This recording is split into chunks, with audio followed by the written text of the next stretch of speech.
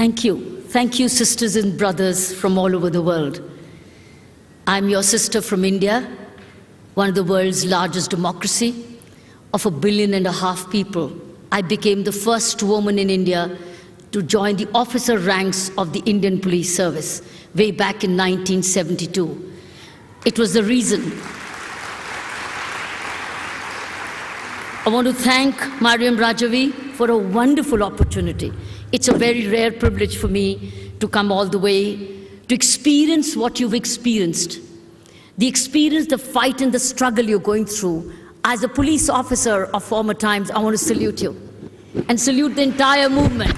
Salute you completely and pray that Lord and God gives you all the strength to win. To win. I think it's you got to win. That's what we all pray for, that one day you win, and you win for the women of the world. That's our prayer. That's what I would like to see before I fully retire in my life. I have 3 points, a few points to share. I see a huge energy. I have a few questions which came to my mind while listening to all of you. And those are, how do we stay united now? Now that we've come together, and we're repeatedly coming together, such a colossal energy generated, how do we stay together? I think that's a real challenge. How do we stay connected?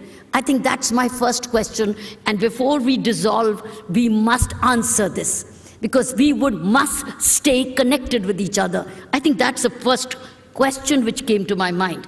Secondly, having worked with the United Nations myself, how do we as a power force, how do we a power force of women energy compel United Nations to perform? We must compel United Nations to perform. United Nations can perform.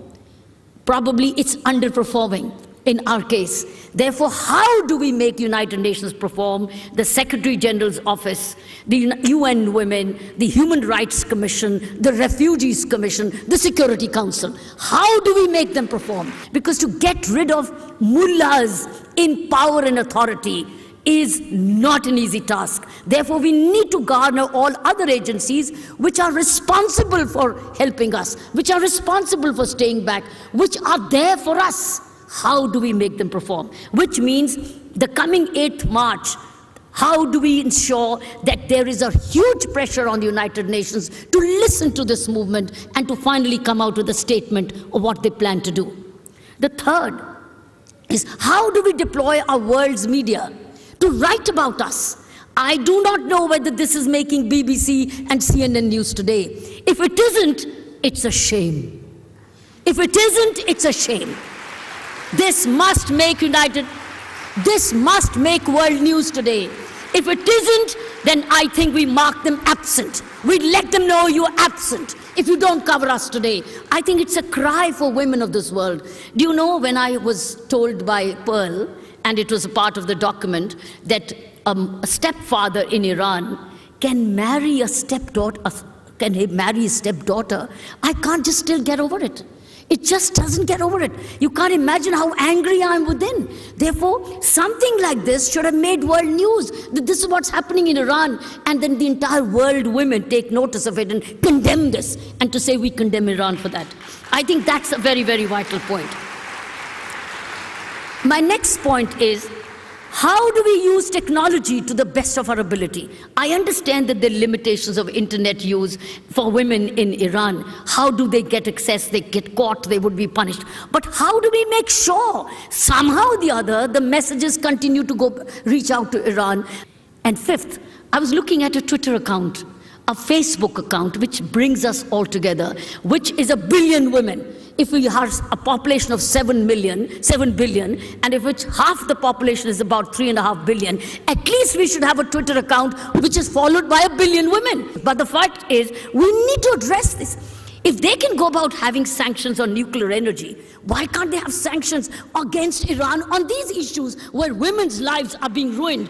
Women's lives are being... Why can't we have sanctions? Why isn't women and women's rights as serious as nuclear energy?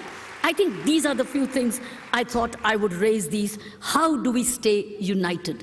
How do we now convert this convergence into huge worldwide energy? How do we become 1 billion people? How do we become 1 billion voice? How do we use technology? I think this is a very rare, it's a huge, colossal effort. I want to thank and admire this National Council of Resistance of Iran. I think it's time now to unite and go behind this woman to see one day she succeeds very soon. Thank you very much.